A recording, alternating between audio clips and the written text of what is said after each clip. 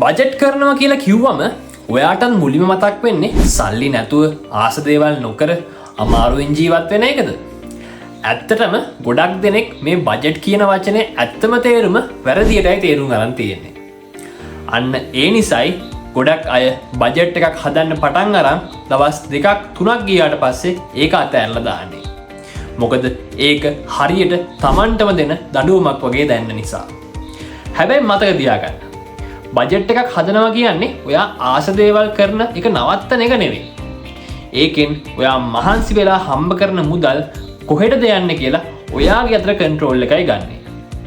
ඔයාගේ පඩිය ලැබුණු ගමන් සල්ලි ටික නිකම්ම අතුරුදන් වෙනවා නම් ඒ කියන්නේ සල්ලි ඔයාව පාලනය කරනවා මිසක් ඔයා සල්ලි පාලනය කරන්නේ නැහැ. හැබැයි ඔයාට සැලසුමක් තිබ්බොත් ඔයාට ඔයාගේ බිල්පත් ටික නියමිත වෙලාවට ගෙවන්න පුළුවන්. ඔයාගේ අනාගතය වෙනුවෙන් සල්ලි ඉතුරු කරන්න පුළුවන්. අනවශ්‍ය වියදම් නිකම්ම අඩු කරන්න පුළුවන් වෙනවා. මේ හැම දෙයකම අවසාන ප්‍රතිඵලය තමයි ඔයාගේ මෙන්ටල් ස්ට්‍රෙස් එක අඩු වෙන එක. මේකට කරන්න තියෙන්නේ හරිම සරල දෙයක්.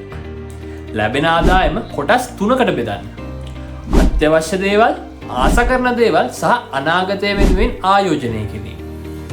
එතකොට ඔයාට කිසිම බයක් නැතුව සල්ලි පාලනය කරන්න පුළුවන්.